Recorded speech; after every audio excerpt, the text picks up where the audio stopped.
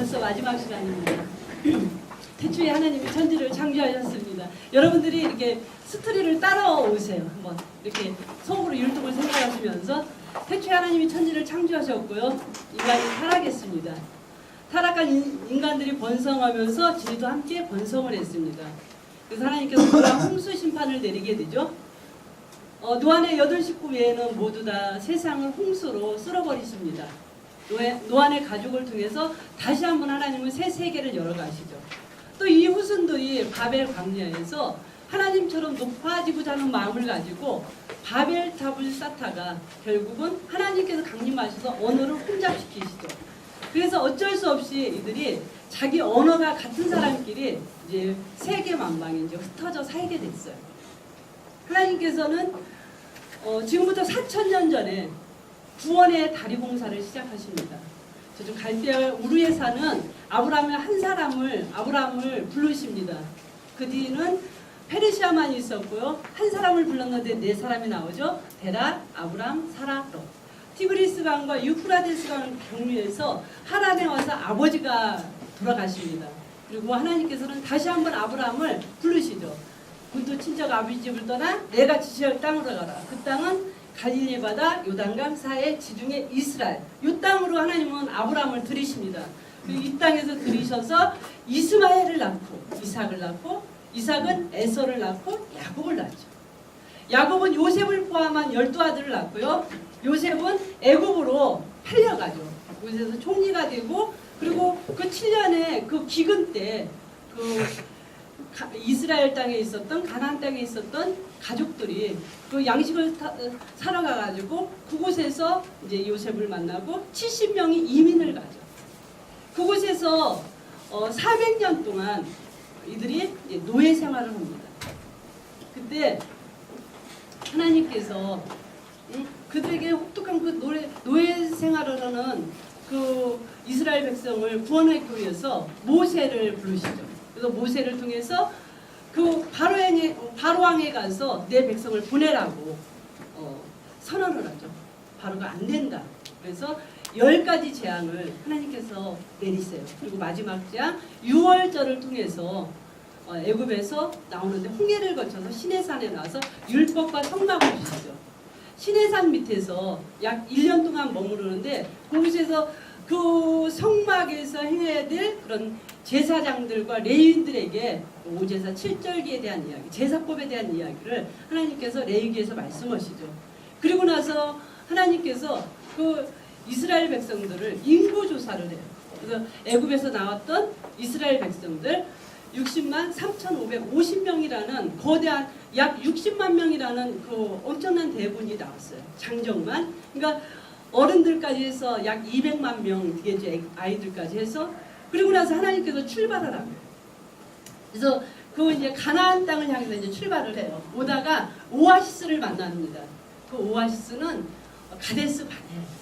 그곳에서 하나님께서 12정탐꾼을 요 가나안 땅을 정탐을 하고 그러죠.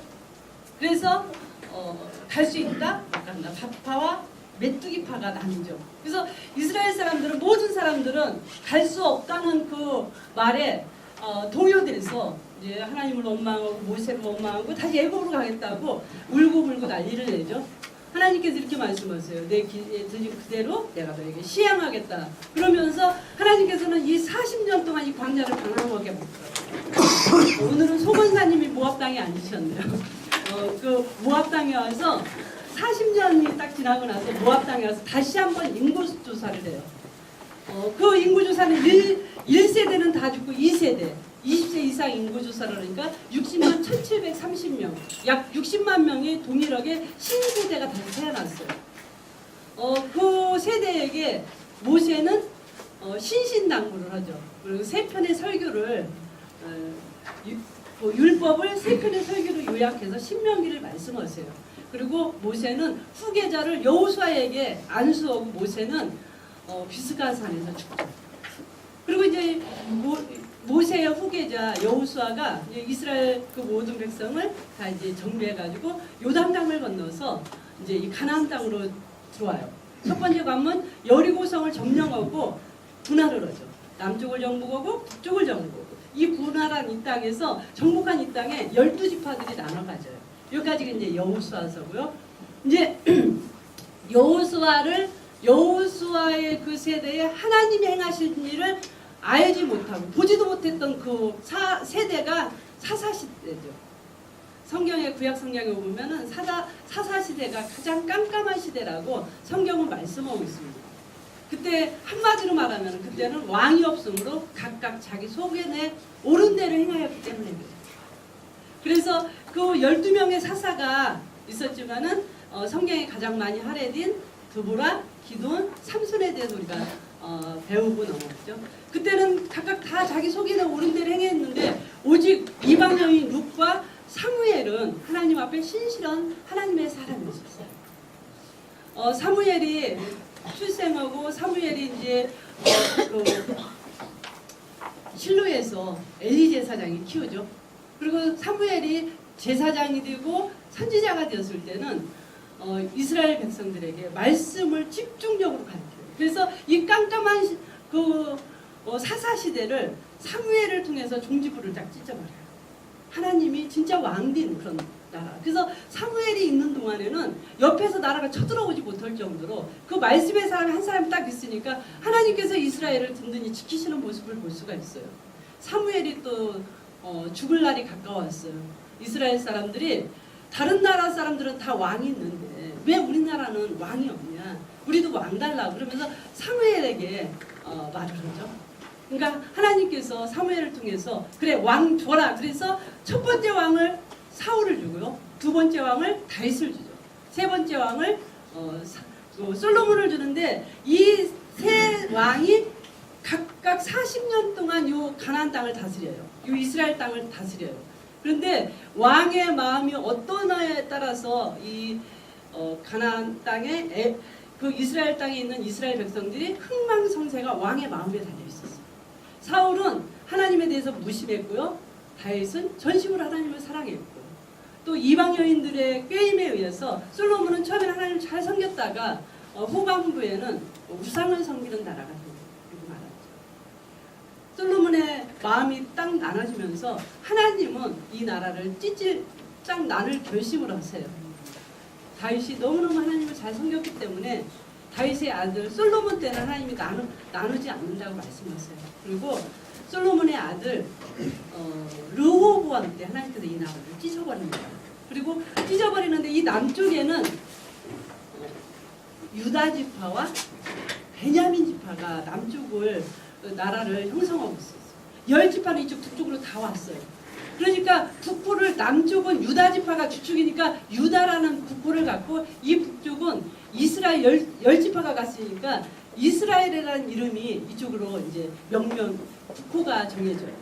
그래서 우리가 열왕기상 11장 이후에는 아주 복잡해요. 남유다, 북이스라엘 막 이러면서 이 왕들이 나오는데 너무너무 헷갈려요. 그때는 약 400년 동안 남북이 나눠서 가지만은 남쪽에는 20명의 왕이 있었고 북쪽에는 19명의 왕이 있었죠.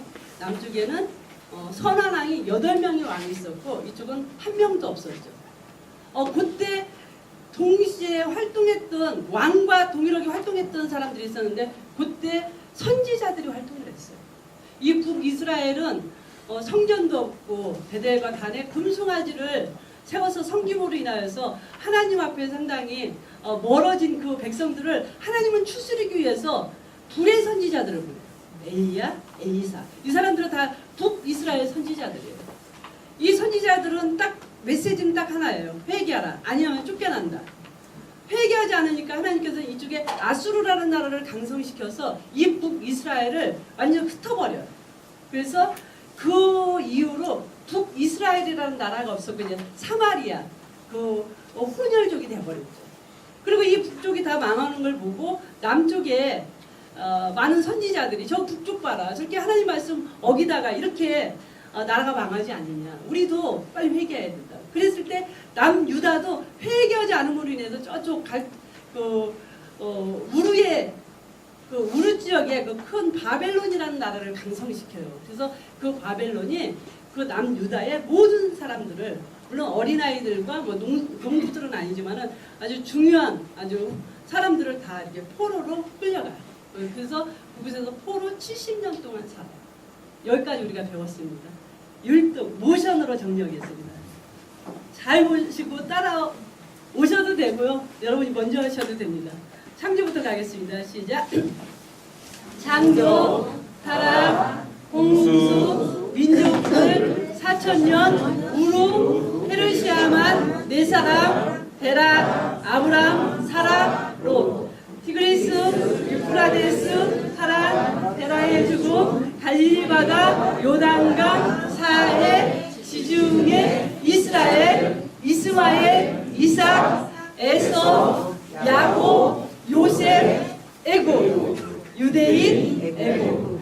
400년 속박, 모세, 내 백성을 보내라, 안내, 열제야, 유월절, 홍해, 시내산, 율법, 성막, 레인과 제사장, 오제사, 7절기, 인구조사, 가데스, 바데아, 열두 정탐꾼, 방황, 죽음, 모압, 모세, 두 번째 율법, 여호수아, 요단강, 여리고, 분할, 정복, 남북, 분할, 정착, 12지파, 사사, 400년, 두보라, 기도원, 삼손, 각각 자기 소견에 옳은 대로 행하였더라. 오직 룻과 사울에 대해는 통일왕국 120년, 사울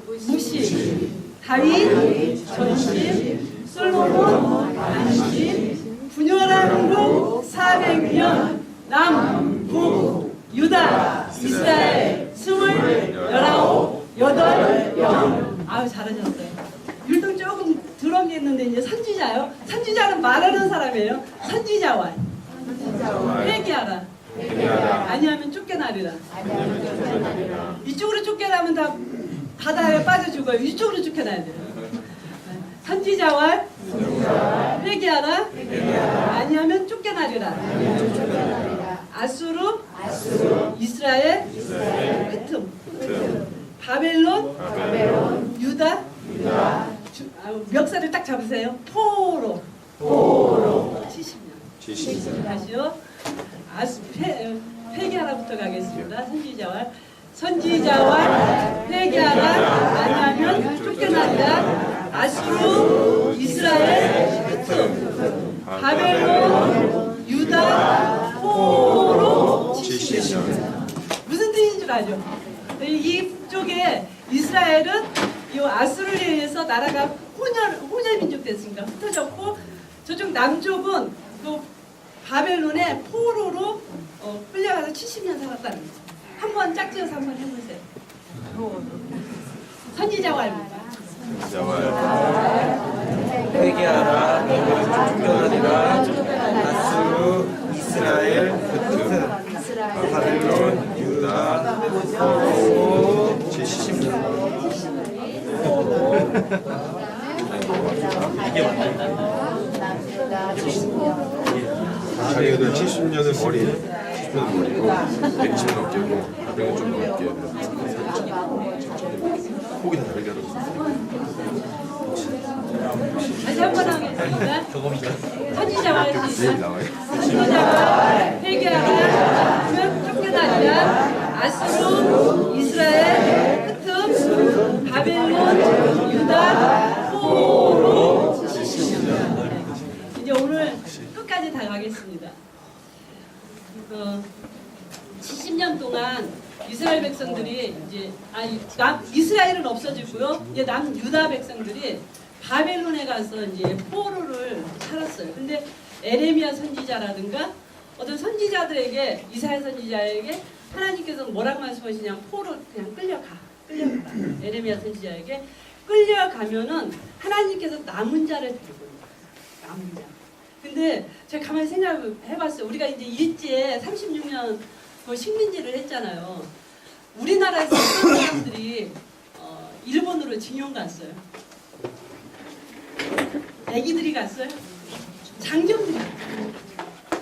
포로를 아기를 끌어가는 경우는 거의 없잖아요. 물론 자비를 베풀어서 엄마가 가니까 아기 들고 갈 수는 있지만은 거의 이제 포로로 끌려갈 때는 똑똑하고 괜찮은 사람들, 쓸만한 사람들 끌려가요. 근데 그 사람들이 끌려갔는데 70년 후에 이 사람들이 들어올 수 있을까요? 최소한도 20살짜리가 쫓아가면 90세, 100세 돼요. 근데 하나님께서 분명히 그랬거든요. 남은 자 들어간다고. 그 남은 자는 어떤 남은 자냐면 이런 남은 자예요. 그 이스라엘 남유다가 그쪽으로 끌려간 이유가 있어요. 회개하지 않고 하나님 앞에 죄를 뉘우치지 않아서. 그래서 그쪽으로 끌려갔는데 남은 자가 온다는 것은 뭐냐면 거기서 풀무불에서 완전 이 방앗간에 가서 방앗간에 가서 다 껍데기에 겨 왕겨 다 내버리고 알고 들어온다는 거예요. 하나님께서 우리를 이 땅에 바벨론 같은 세상에서 우리를 살게 해요. 그래서 이 땅에 예수를 믿고 산다는 것은 만만치 않아요. 하나님께서 우리를 이 바벨론 같은 세상에서 우리가 살고 풀무불 같은 곳에서 계속 불체질해서 남은 자만 하나님께서 천국으로 우리를 들이실 거예요. 그 남은 자가 어떤 사람이죠? 하나님을 사랑하는 그 속사람, 믿음. 그래서 우리가 예수를 믿는다는 그 우리들이 삶이 그렇게 만만치 않는 거예요. 세상에서 별로 우리를 믿는다는 것 때문에 우리를 그렇게 환영해주지 않아요. 그렇지만 우리는 남은 자가 갈 곳이 있는, 본향을 향해서 갈 곳이 있는 사람들이에요. 근데 이제 70년이 딱 찼는데 이 바벨론에 느부갓네살이 끌어갔거든요. 다 포로로 가져갔거든요. 근데 이 아수르의 살마네셀은 그 소수민족 말살 정책을 썼어요. 그래서 이 소수민족이 그냥 자기네 민족끼리 정체성으로 딸딸딸 뭉치면은 아마 우리를 대적할 것이다. 이렇게 해서 이 민족을 다 흩어야 돼. 이스라엘 사람도 아니고 저쪽 사람도 아니고 메대 사람도 아니고 바사 사람도 아니고 그래서 이렇게 분열시켜버린 거예요. 근데 바벨론 그 정책은 어떤 정책이냐면 소수민족 보존 정책. 그래서 유다 사람들을 포로로 끌려갔는데 유대인끼리 결혼해도 유대인끼리 결혼하는 거 허용하고 유대인들이 어떤 정치에 이렇게 능력이 있어서 정치에 가담하는 거 허용하고 대표적으로 다니엘 같은 경우는 거기서 총리가 되잖아요. 그런데 이 바벨론에 이제 70년 동안 그 바벨론에서 이제 종살이를 했는데 갑자기 이 바벨론이 바사에게 먹혀버려요. 바사 왕 고레스 원년에 고레스가 딱 왕이 되면서 이제 선언을 하기 시작하는 거예요. 유대인들은 빨리 예루살렘의 고향에 들어가서 성전을 건축해라. 니네 하나님 앞에. 얼마나 좋겠어요. 그래서 이제 1차 기환단장이 수룹바벨은 왕족이에요. 수룹바벨을 통해서 1차 기환을 해요. 그래서 티그리스 강과 유프라테스 강을 이렇게 경유해서 이렇게 해서 이제 예루살렘까지 와서 성전을 건축해요. 그리고 1차 이렇게 온 사람들은 어떤 사람이 왔냐면은 이 예루살렘에는 얼마나 많이 피폐했겠어요. 70년 동안 주인이 없는 땅이었는데 물론 거기 이방인들이 있었죠. 그런데 70년 동안 거기서 이 사람들은 그 경제적으로 모든 것을 기반을 잡고 있었던 사람. 오직 믿음으로 왔어요. 그런데 거기에 딱 남아있던 사람이 대환란을 당해요. 그 대환란 사건이 에스더 사건. 그 에스더는 우리가 보면은 거기는 그 에스더서에는 하나님의 그 말씀이 하나님이라는 이름이 하나도 없어요. 그 하나님의 말씀이 하나님이라는 이름이 하나도 없는데 그 에스더서에 하나님의 그 섭리, 하나님의 이 보존하시는 그 하나님은 너무너무 놀라워요. 그 아하수에로 왕이 127도, 우리나라 팔도강산도 이런데 127도 얼마나 큰 독이겠어요? 127도를 다스리는 거대한 왕으로 등극을 해요. 그때 그 7일 동안 잔치를 하면서 자기 아내가 와스티가 너무너무 예쁜 거예요. 많은 사람들에게 아내를 보여주고 싶어요. 그래서 아내 보고 나오라고 그러는데요. 안 나와요. 그 아내가 안 나온 이유가 있었을 거예요. 자존심이 상했다든가 내가 원수이냐 이렇게 생각할 수도 있었겠어요. 근데 안 나오게 한 거는 하나님이 안 나오게 한 거예요. 지나고 보면은. 근데 안 나오니까 왕이 너무 화가 났어요. 그래서 이제 고관들에게 어떻게 해야 되지? 그랬더니 이 고관들이 다 남자잖아요. 중벌을 내려야 됩니다. 왜냐하면은 왕이 이거 눈 감아주면은 우리가 집에서 골치 아픕니다. 아내들이 우리 머리 꼭대기 올라옵니다. 남편 말 안 들으면 어떻다는 걸 확실히 보여줘야 우리 집에 가서도 우리 아내들이 우리 말 잘 듣습니다. 폐위시키세요. 폐위시켰어요. 그리고 나서 이제 왕비를 간택해서 세운 사람이 이제 그 모르드게의 조카 에스더죠. 근데 이 모르드게도 참 그 포로인 주제에 자존심이 강한 사람이에요. 하만이라는 사람이 있는데 그 하만은 그 나라의 총리예요. 총리가 가면 이 모르드게가 직급이요 문직이에요. 그 문직이는 총리 가면 인사해야 되는 거 아니에요? 인사를 안 해요. 뻣뻣하게 자기 유대인인데 어떻게 이방인에게 인사 이런 마음이었던 것 같아요. 근데 이 모르드게가 너무 괘씸해요. 그래서 너 어디 사람이냐? 저 사람 그 고향을 출신 성분을 물어보니까 유대인. 너만 죽이기 내가 아까워. 그래가지고 온 유대인들을 죽일 계교를 다 써가지고 왕에게 도장을 받아. 전국 방방국에 아달월 13일에 모든 유대인들 다 죽이는 엄청난 그런 환란의 바람이 이제 그 유대인에게 불어오는 거예요. 이 사람 어떤 사람이라고요? 1차 그 기환하고 나서 그 나머지 사람들에게 환란이 그렇게 있는 거예요. 그러니까 이제 모르드게가 에스더에게 그러죠. 야, 네가 가서 왕에게 이거 억울한 이야기를 해라. 그리고 네가 나라와 민족을 구해라. 그러니까 이 에스더가 얼마나 겁나겠어요. 그 전에 어떤 일이 있다고요? 그 와스디가 나오라고 했는데 안 나왔잖아요. 그래서 폐위됐잖아요. 근데 법이 이제 그때 이 법이 이런 법이 제정이 됐어요. 나오라고 했는데 안 나와도 죽이고 폐위. 그 오라고 안 했는데도 와도 폐위. 이렇게 되는 거예요. 그러니까 그 어떻게 할 수가 없는 거죠. 그렇지만은 그 모르드게가 계속 그래요. 네가 이때를 위해서 하나님께서 너를 그 자리에 서게 했다. 그러니까 그럼 나를 위해서 기도해달라. 그래가지고 3일씩 이제 금식 기도를 해요. 그리고 죽으면 죽으리라고 에스더가 왕 앞에 가요. 근데 이제 그 왕 앞에 갔을 때 사는 방법이 딱 하나가 있어요. 왕이 그물을 내밀었을 때 그물을 딱 잡으면 살아요. 근데 그물을 내밀지 않으면은 그 에스더는 거기서 죽어야 되는 그런 운명이 처해있죠. 근데 그 에스더를 보고 그 왕이 너무너무 기뻐서 빨리 그물을 내. 그러면서 이렇게 말해요. 여기가 어느 안전이라고 네가 왔냐? 너 모르냐? 여기 오면 죽는다는 거 몰라? 내 명령 없이? 왜 왔어? 그러니까 이제 내가 베푸는 잔치에 나와주세요. 하만하고 나와주세요. 이제 그리고 나서 이제 나중에는 그 하만의 계교를 말을 해요. 그러니까 이 왕이 하만을 아주 완전 진노를 하면서 하만을 체험시켜요. 근데 이제 어인을 찍었잖아요. 전국의 북국의 아달월 13일에 모든 유대인들은 다 죽여라요. 그런데 이거를 어떻게 변기할 수가 없어요. 변기할 수가 없어요. 왕의 어인 찍혀져가지고 죽이라는 소리를. 그래서 이거를 살짝 바꾸는 거예요. 뭐라고? 유대인을 죽여라가 아니고 유대인이 죽여라. 그래서 유대인이 그 자기 평소에 악감을 품고 있었던 사람, 원수 같은 사람, 이런 사람들을 다 이제 유대인이 죽여서 아달월 14일, 15일 이틀을 불임절이라는 절기를 또 이렇게 만들게 되죠. 이게 이제 에스더 사건이에요. 그러니까 1차 기환하고 나서 에스더 사건이 있었던 거예요. 그리고 나서 2차 기환을 해요. 누가 2차 기환을 하냐면은 느헤미야가 아니 에스라가요. 2차 기환을 해요.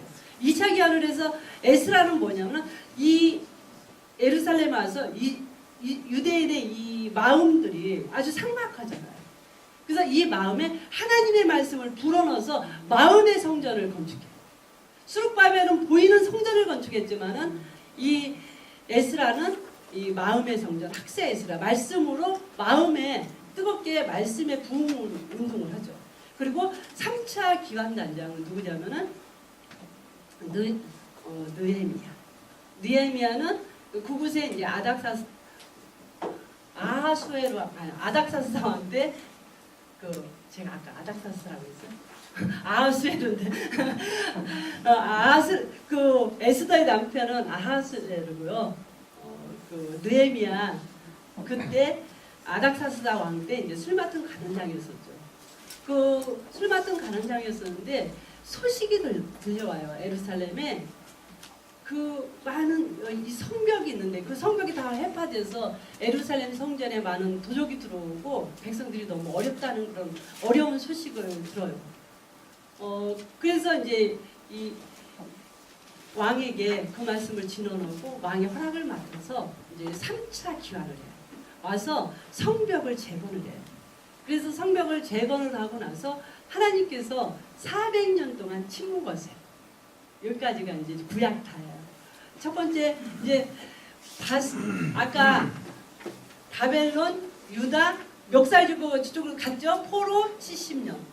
그리고 바사, 유다 이제 꽃방석으로 기환하는 거예요. 기환. 이렇게 이쪽으로 돌아서 이렇게 가는 거예요. 바사, 유다, 기환, 그리고 수룹바벨 성전, 에스더 왕후, 에스라 백성들, 느헤미야 성벽, 400년 침묵 그리스도.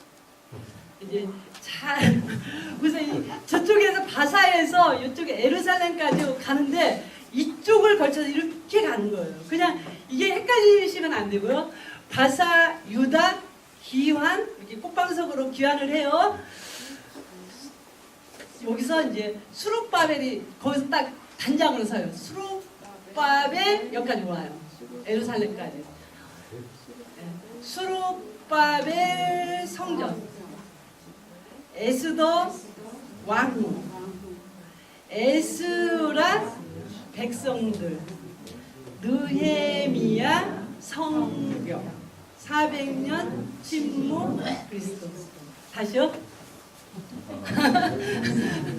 좀 황당해요. 바사, 유다, 기환, 저기 예루살렘까지 올라가세요. 우리 집사님. 예.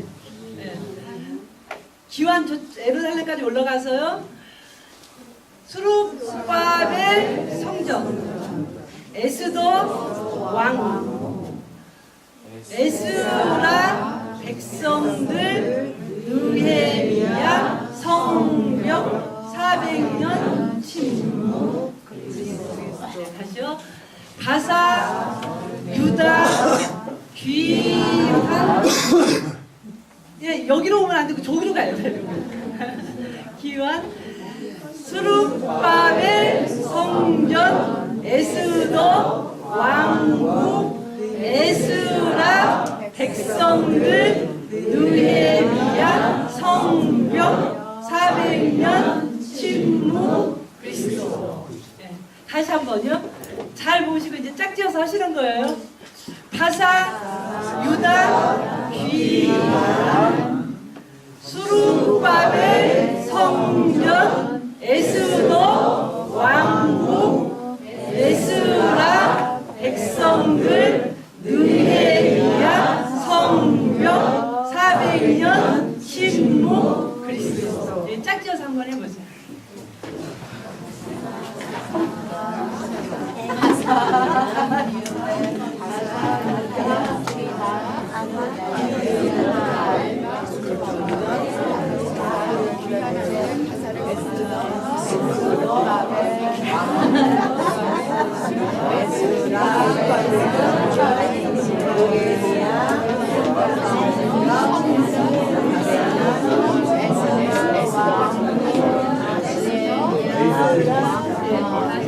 우리 김우성 집사님 저 자리가 예루살렘이에요. 그러니까 거기까지 가야 돼요. 누나 말은 안 돼요. 다시 바사, 유다, 기환, 수룹바벨 성전,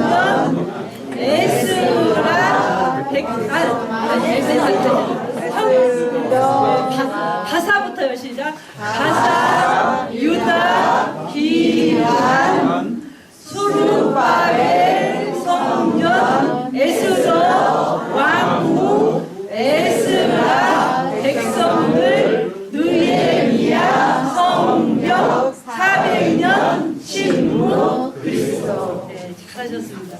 여기 한번 보겠습니다. 세 번에 걸친 기환이 있었는데요. 1차 수르바벨이 기환단장으로 오죠. 그래서 여기에 에스라 1장에서 6장까지 와서 성전을 건축해요.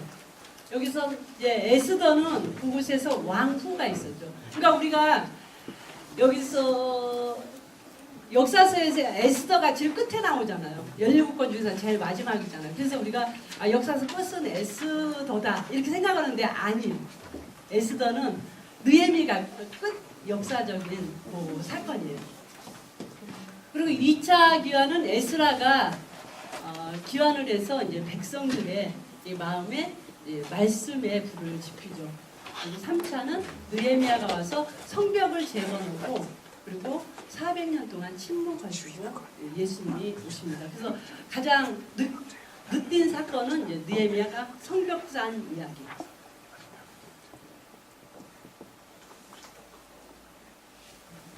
한번 보겠습니다. 지리적으로 보는 에스라, 느헤미야, 에스더. 지금 여기 예루살렘에 있었던 유대인들이 요 바벨론 왕 때 이렇게 요 포로로 끌려갔어요. 70년 동안 포로 생활하고 이 바벨론이 이 바사에게 먹히죠. 이 바사 왕 고레스가 이제 기환을 시키는 거예요. 그래서 1차 수르바벨이 기환 단장으로 나오고 그다음 저기 에스더 사건이 있고 그다음 에스라, 느헤미야 이렇게 세 차례 이렇게 기환을 합니다. 핵심 나눠 보면은 열왕기하는 포로 거기 책에다가 쓰시면 돼요.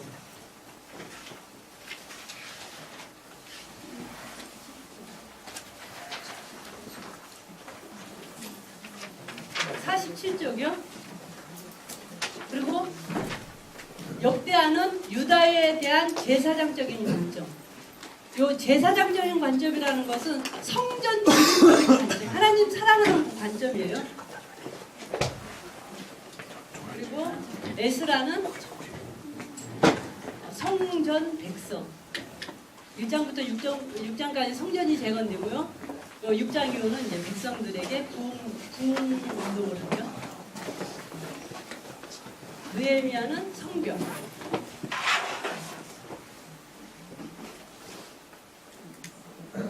에스더는 왕후. 바사왕의 아내를 어디서 찾을 수 있죠? 에스더. 네, 에스더. 수르바벨과 에스라의 인도하에 기환함. 에스라. 네, 에스라. 예루살렘 성벽을 다시 세움. 예. 바벨론이 유다를 정복함. 왕. 네. 열왕기야. 유다 왕국에 대한 제사장적인 관점. 네. 그래서 역대하에는 그 8명이 선한 왕이 있죠. 그 왕들에 대해서 중점적으로 이렇게 성경을 많이 할애해서 기록해 놓고 있어요. 하나님을 사랑하는 그 왕들. 이게 이제 우리가 구약을 배웠잖아요. 이게 구약 전체적인 거 다예요.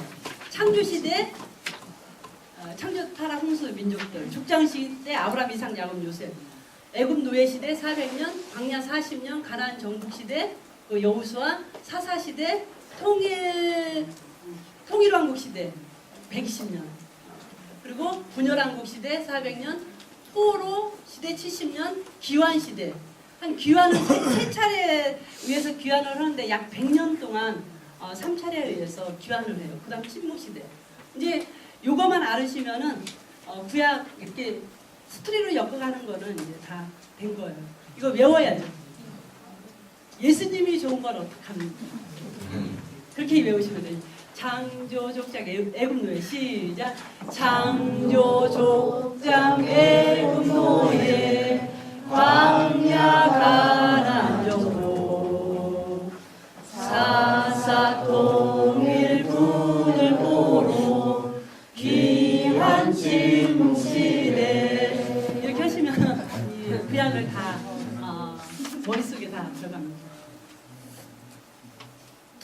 선진서들이 깜깜하게 느껴지십니까? 딴 성경은 다 읽는데 선지서 읽으려면 머리 아프지 않아요? 눈이 이렇게 막 자꾸 이게 눈이에요. 지금 눈이 확 오늘 이 시간 열어드릴 거예요. 우리가 선지서가 왜 자꾸 어렵냐 하면은 이런 것 같아요. 이 선지자가 누구에게 말했으며 왜 말했으며 어느 시대에 말했으며 이거에 대해서 자꾸 이렇게 우리 마음 가운데 잠깐 헷갈리는 것 같아요. 그래서 이 지리적으로 보면 선지서를 보면은요, 남북 분열왕국 때 선지자들이 같이 활동을 했다고 그랬잖아요. 그래서 이 북이스라엘에 선지자들이 있었어요. 그리고 남유다에 선지자가 있었어요. 그리고 여기 아수르에 대해서 예언하는 선지자가 있었어요. 그리고 바벨론 포로 시대 때 그곳에서 가서 활동했던 선지자가 있었어요. 그리고 이제 포로 귀환하고 나서 그 예루살렘에 와서 다시 활동했던 선지자가 있어요. 그리고 여기 에돔에 대해서 예언했던 선지자가 있었어요. 그래서 오늘 이 선지서를 우리가 확 뚫고 가겠습니다. 선지서의 조감도 보면은 이제 이 포로 전에 북이스라엘이 있었죠. 북이스라엘이 화를 당했어요. 하나님이 화나서 북이스라엘에게 화가 나서 그 아수르를 통해서 이제 이 북이스라엘을 멸망시켰잖아요. 이 화나 하면은 이제 북이스라엘 선지자 화, 아수르에 대해서 예언한 선지자 나 이렇게 외우시면 돼요. 그리고 그래서 호와, 호세아 아모스, 화 북쪽 선지자들에게 하나님께서 화나서 호세아와 아모스만 했다 이렇게 생각하시면 돼요. 그리고 성경에 낮자들은 성경이 있어요. 예, 요나와 나움. 요나 나움은 그 아수르에 대해서 예언한 선지자들이에요. 에돔에 대해서 예언한 선지자가 있었죠 그때? 오바다죠. 네. 오바다죠. 그러니까 안 돼 그래서 이제 혼났잖아요 에돔이. 그리고 포로 중에 있는 유대인들은 다니엘, 에스겔. 포로 중에 어떻게 있을까요? 좀 이런 표현 쓰기가 좀 그렇긴 한데 다 개개에 있어요. 포로 중에. 이제 포로에서 이제 귀환한 선지자들 있잖아요. 학기스가레 왈라. 포로 갔다가 이렇게 귀환할 때요. 사람만 온 게 아니에요. 개도 가고 말도 가요. 학기스가레 왈라. 이제 유다 선지자가 되었어요. 유다 선지자. 그 이스라엘 백성들이 유다 그 선지자들이 계속 백성들에게 이렇게 말해요. 회개하라. 아니면 쫓겨난다. 회개하라. 아니면 쫓겨난다. 계속 이렇게 선언을 했는데 이 사람들이 회개를 안 합니다. 그러니까 선지자들이 주저앉아서 도무지 이거 못 해먹겠다. 그런데 그때 하나님께서 신방으로 오셔서 야 선지자 너 왜 이렇게 지쳐서 앉아있냐. 선지자 너는 못 해먹겠어요. 피곤해 죽겠어요. 그러냐? 그럼 이게 무엇이냐? 하나님이 너 주냐고 바꿨어. 이게 무엇이냐? 뭐예요? 하나님 앞에 바카스 이렇게 하실 거예요? 이게 무엇이냐? 예, 바카스이에요.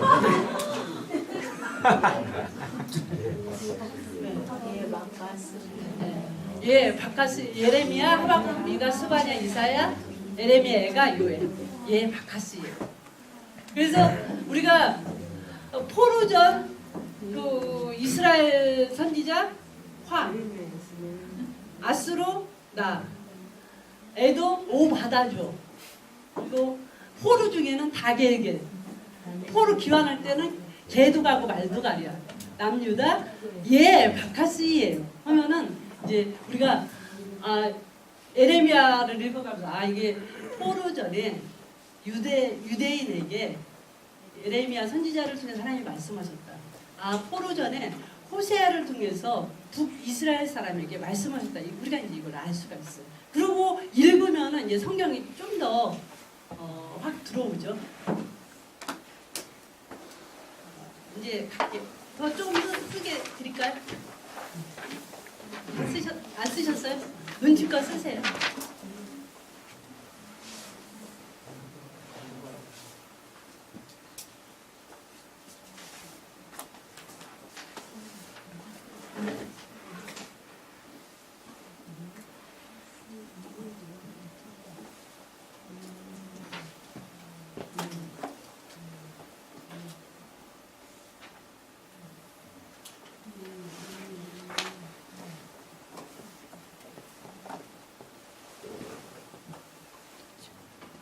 일단 다 지워볼게요.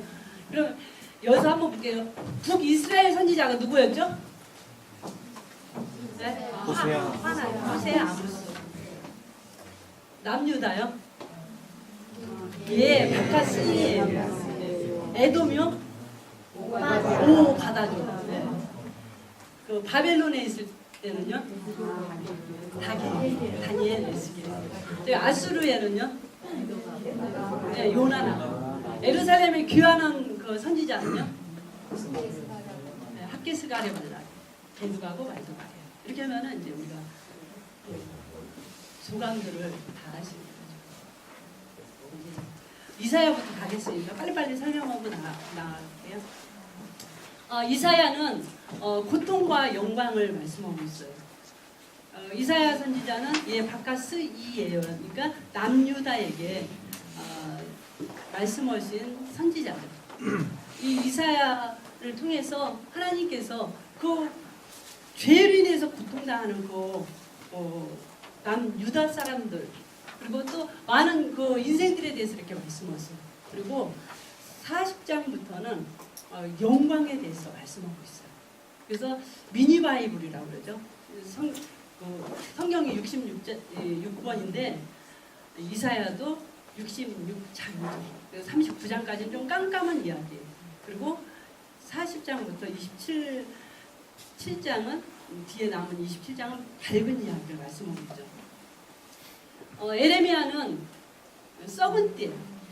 하나님께서 에레미야에게 이렇게 말씀하세요. 에레미야야, 너가 뱃띠를 사서 유브라데 강에다가 갖다 숨겨라, 감춰라 이렇게 말씀하세요.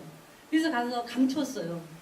근데 또 얼마 있다가 하나님께서 가서 그 뱃띠를 한번 찾아봐라. 찾아봤더니 썩어서 냄새가 나. 이 뱃띠를 도무지 쓸 수가 없을 정도로 썩어 있어요.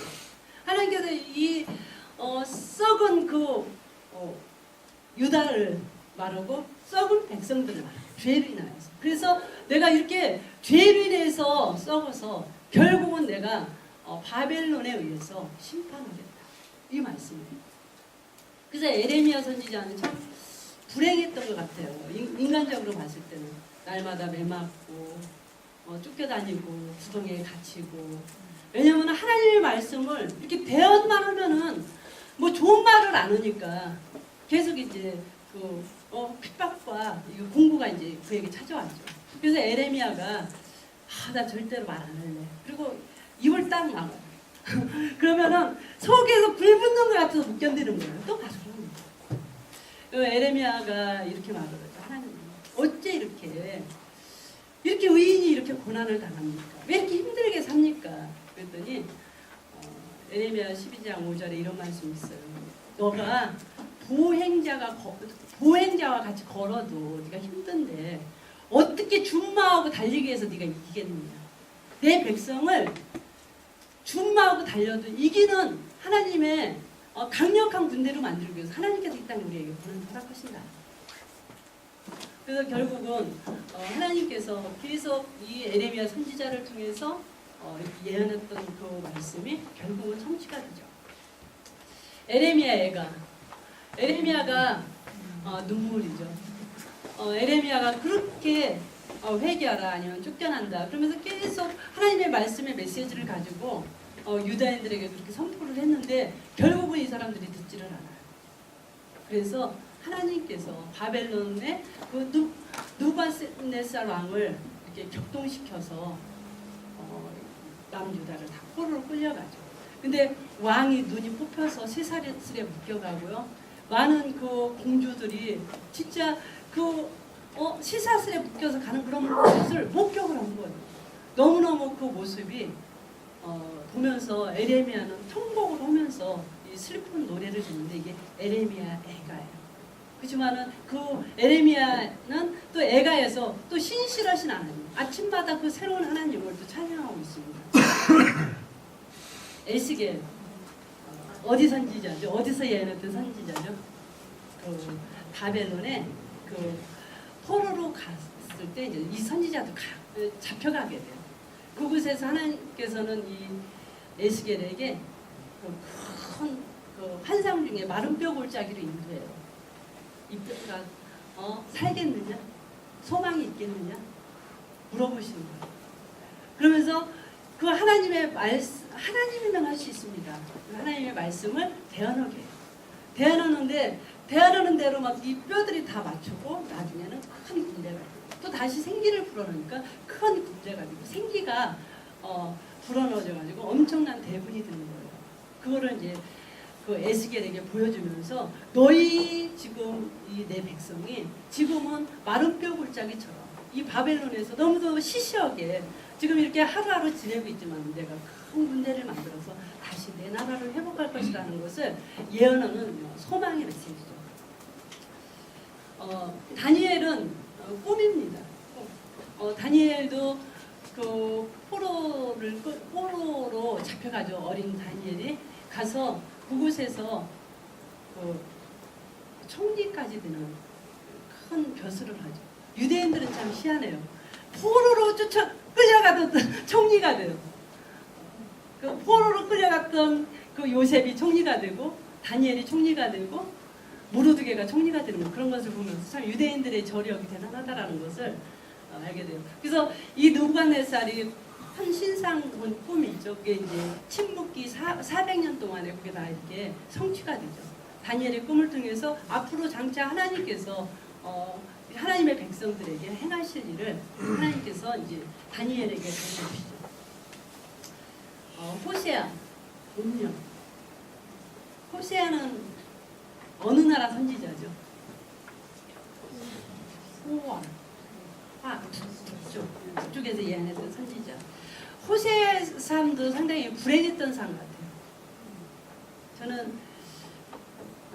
그 구약의 선지자들이 하나같이 행복했다고 성경에 기록된 것이 없더라고요. 어느 날 갑자기 호세에게 결혼하라 그래요. 그리고 결혼하라 그러는데 음녀에게 결혼하라. 동네에서 소문난 음녀. 호세아는 순종하고 결혼하죠. 이 아내가 진짜 그렇게 어떤 행실이 별로 안 좋았던 아내가 진짜 선지자가 자기를 아내로 받아들이면 참 순종하고 잘 살아면 좋은데 계속 그 버릇을 버리지 않고 계속 밖에 나가서 나쁜 짓을 하고 다니죠. 결국은 이 아내가 그 노예시장에 팔려. 하나님께서는 또 호세아가 너 보리 주고 가서 사와라. 그래서 이 여자를 사와서 호세아가 이렇게 말해요. 제발 당신 나가지 마. 내가 진짜 당신 사랑한다. 나랑 함께 살자. 그러면서 애원을 해요.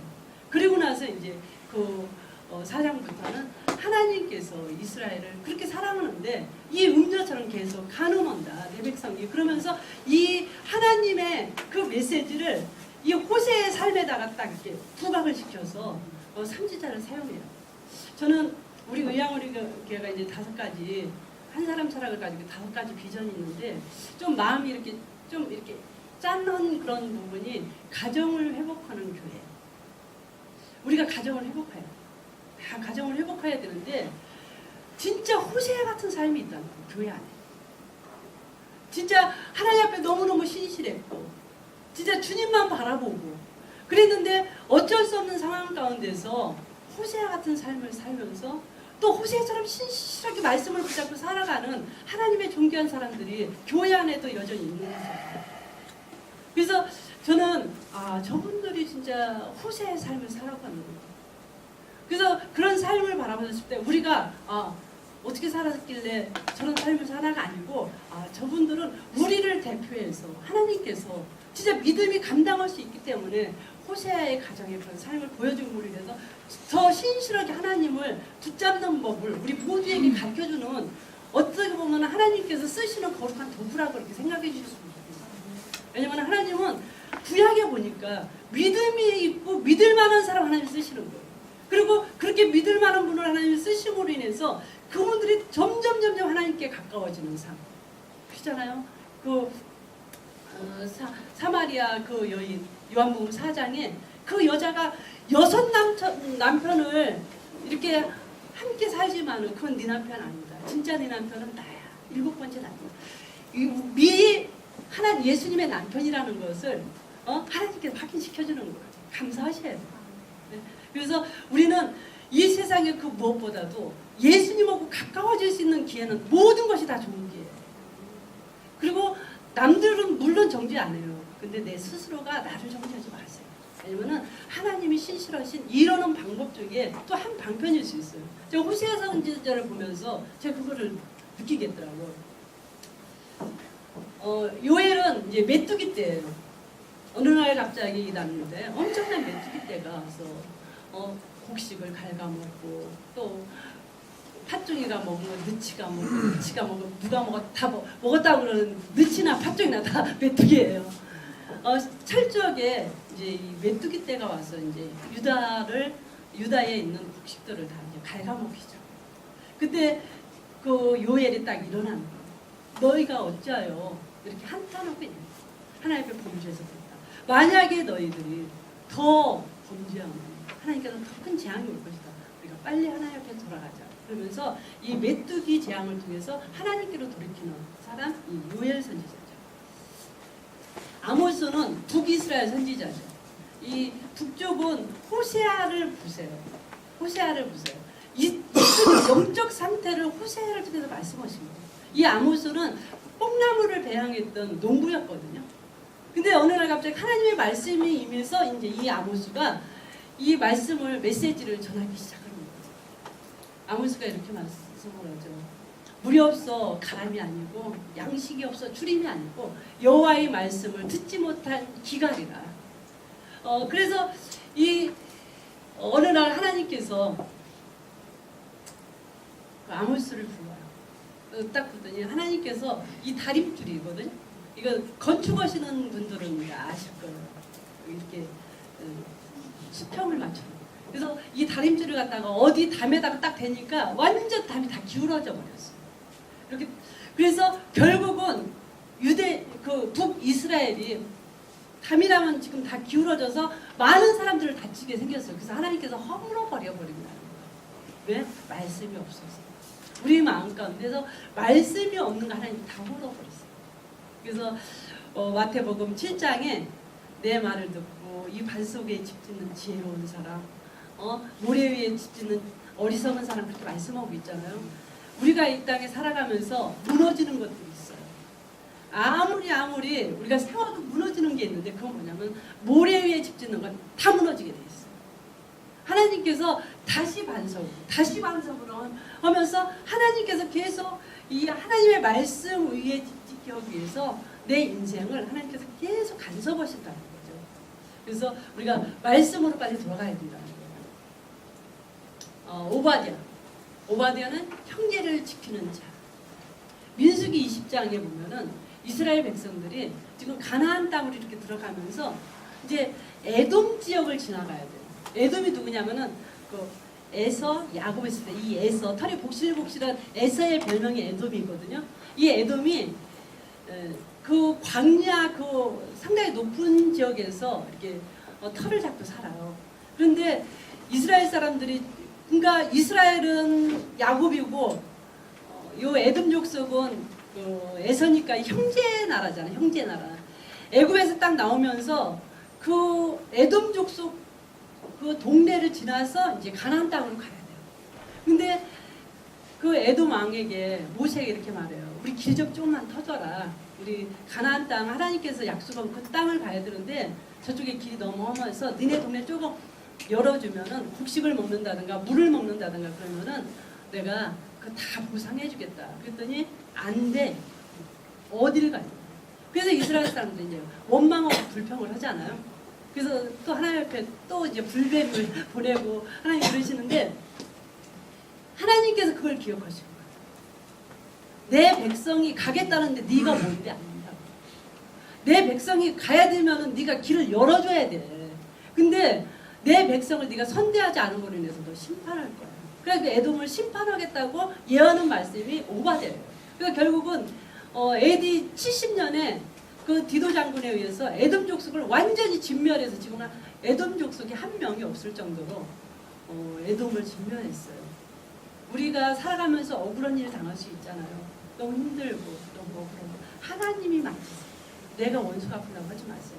내 백성 하나님의 자녀를 선대하지 않았다는 이유로 에돔 족속을 이렇게 하나님께서 철저하게 멸망시키는 하나님이시다. 요나는 큰 물고기죠.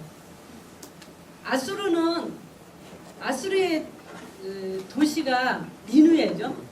이 요나는 북이스라엘 사람이에요. 이쪽에 날마다 요쪽에서 넘어와서 전쟁을 일으키고 빼앗아가고 우리와 그 일본과의 그 감정, 그 이상의 감정을 가졌는데 요나가 그 저쪽 가서 니누에 가서 복음을 전하라 그러면 전하고 싶겠어요?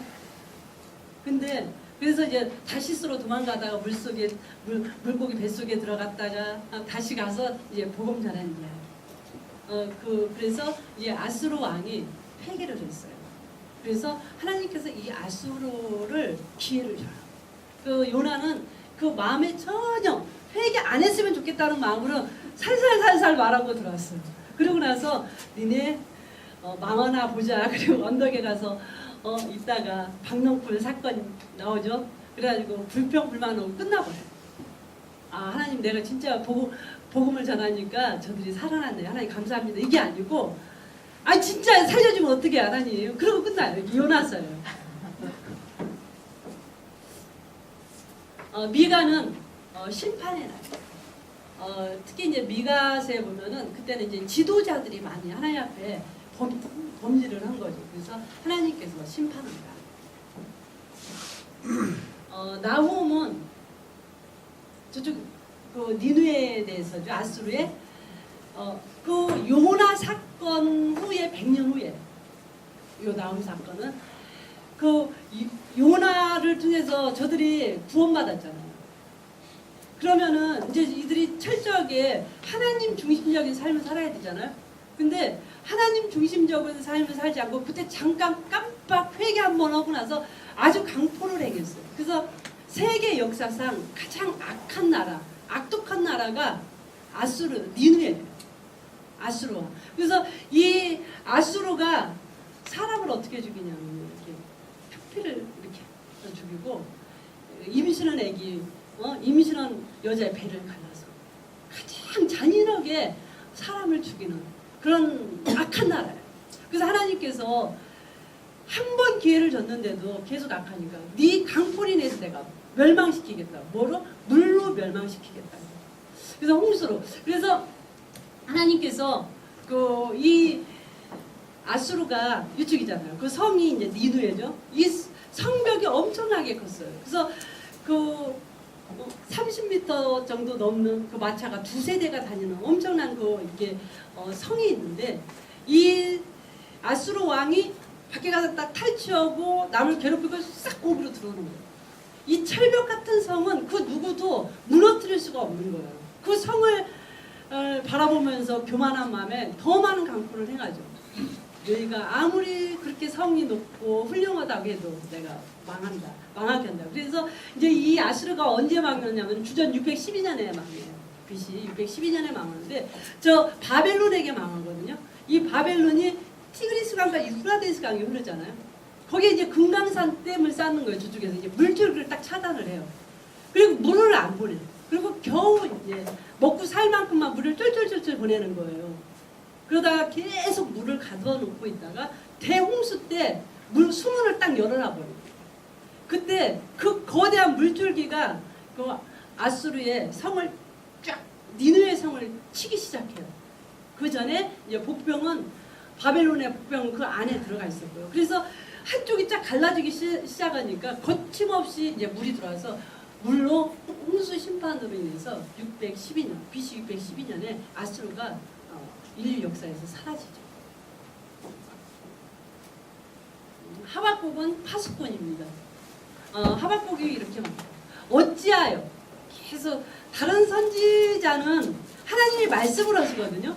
근데 이 하박국 선지자는 자기가 하나님 앞에 이제 질문을 하러 가는 거예요. 어찌하여 이렇게 강포를 하는 사람들은 잘 먹고 잘 살고 하나님을 신실하게 섬기는 사람들은 왜 이렇게 힘들게 삽니까? 그러면서 이제 계속 질문을 하죠. 더 큰 일이 있을 것이다. 더 엄청난 일이 있을 것이다. 더 핍박당할 것이다. 바벨론이 포로 끌려갈 것이다. 또 그런 말씀을 하시면서 하나님께서 그러나 의인은 믿음으로 말미암아 살리라고 하셨습니다.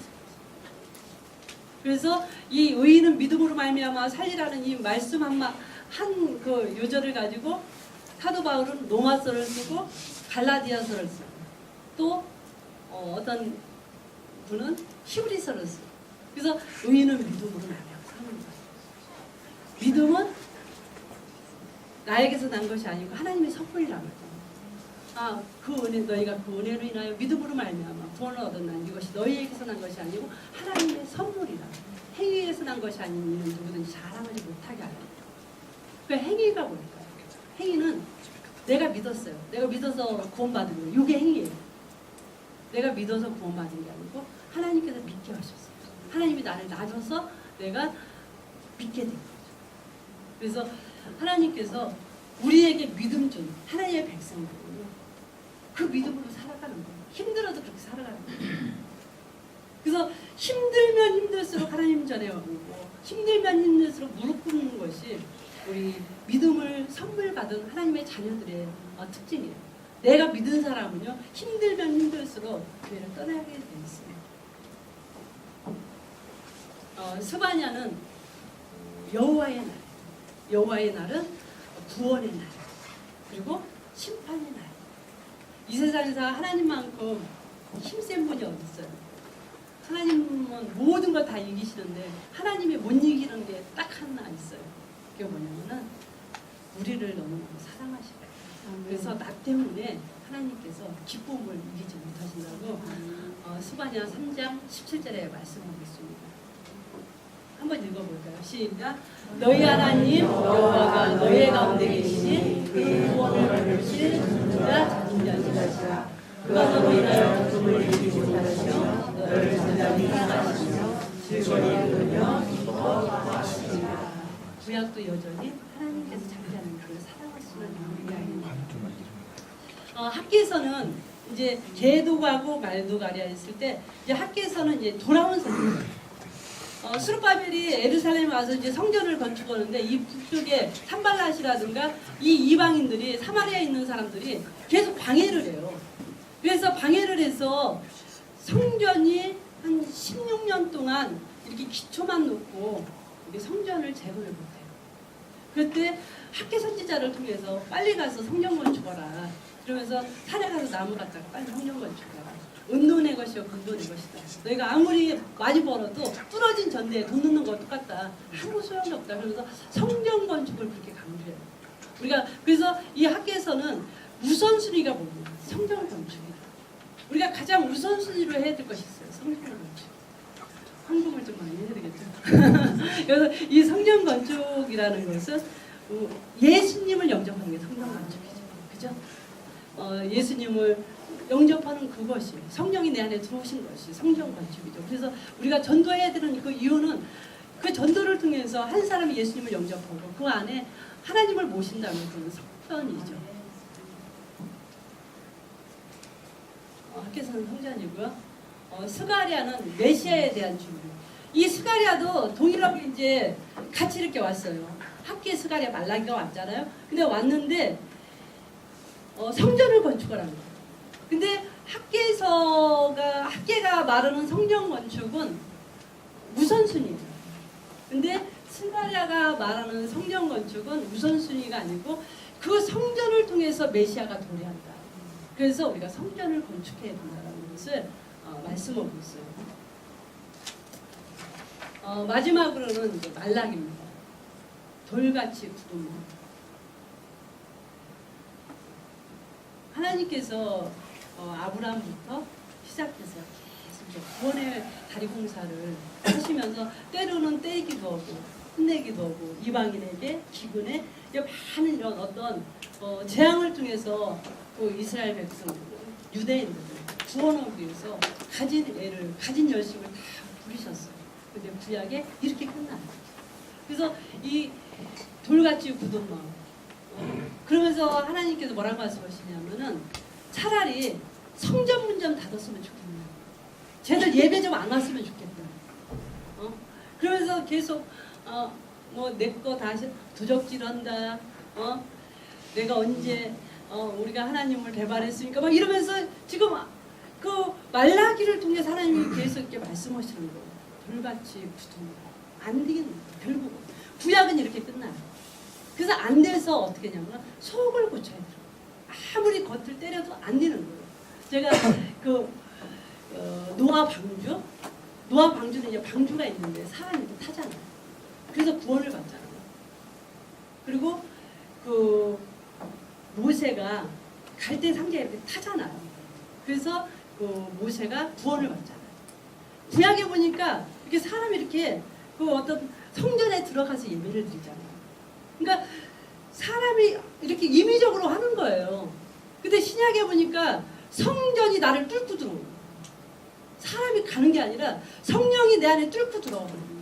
그래서 더 이상 어떻게 못하게 만드는 거예요. 만약에 내가 들어가면은 내가 그냥 나올 수 있어. 근데 내가 들어가는 게 아니라 성령님이 나한테 뚫고 들어오심으로 인해서 속을 고쳐주신 거예요.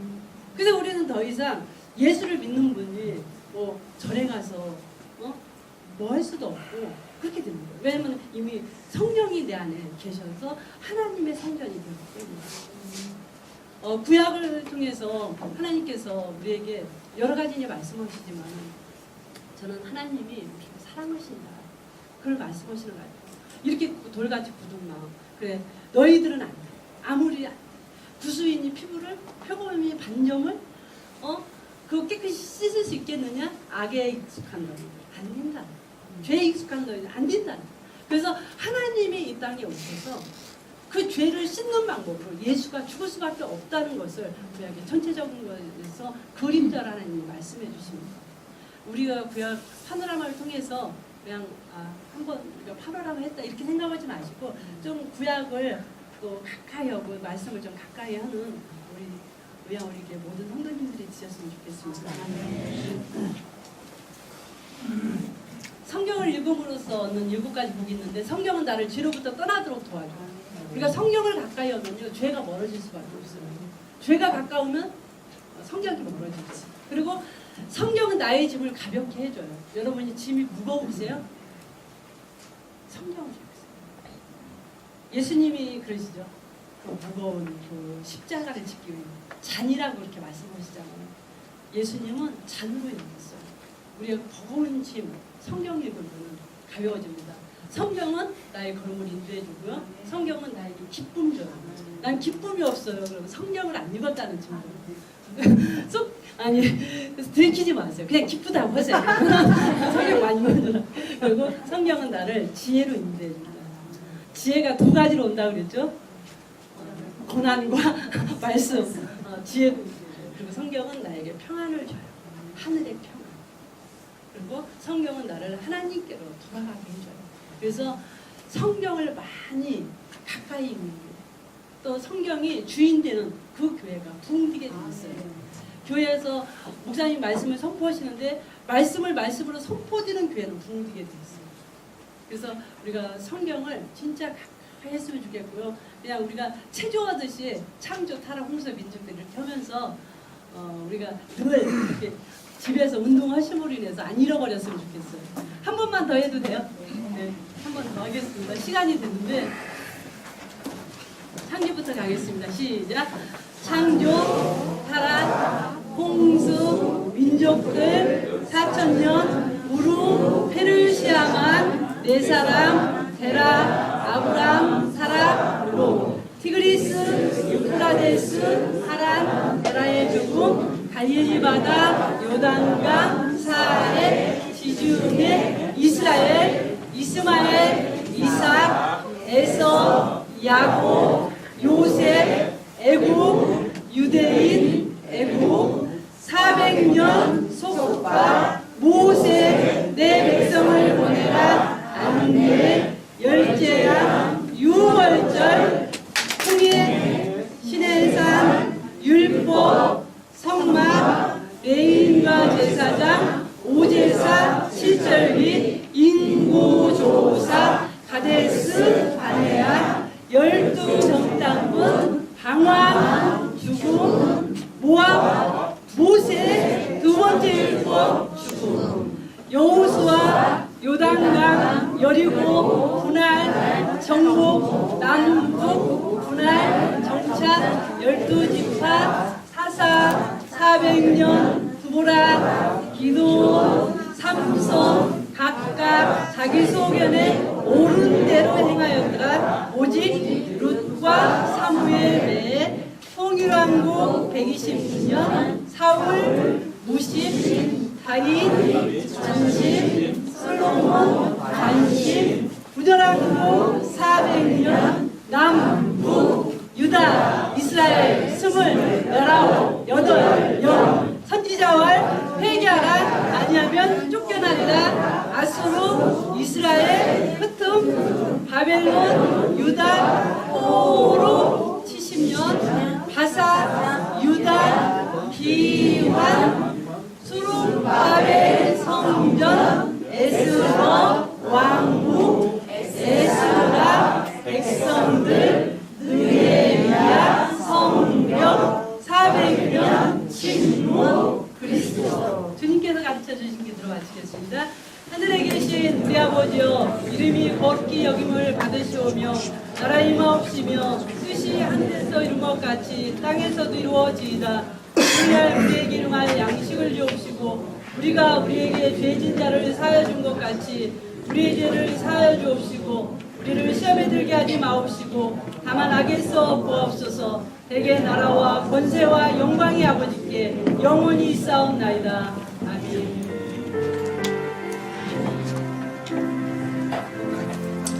아멘. 지난 5주 동안 구약 파노라마를 통해서 하나님의 말씀과 하나님의 이루심의 역사를 보신 성도님들 참으로 수고 많으셨습니다. 오늘 이 시간 함께 같이 기도하기를 원합니다. 구약의 마지막은 이렇게 끝납니다. 보라, 여호와의 크고 두려운 날이 이르기 전에 내가 선지자 엘리야를 너희에게 보내리니 그가 아버지의 마음을 자녀에게로 돌이키게 하고 자녀들의 마음을 그들의 아버지에게로 돌이키게 하리라. 돌이키지 아니하면 두렵거든 내가 와서 저주로 그 땅을 칠까 하노라 하시니라. 400년의 침묵의 기간이 지나고 마침내 우리 주 예수 그리스도께서 오셔서 우리에게 다시는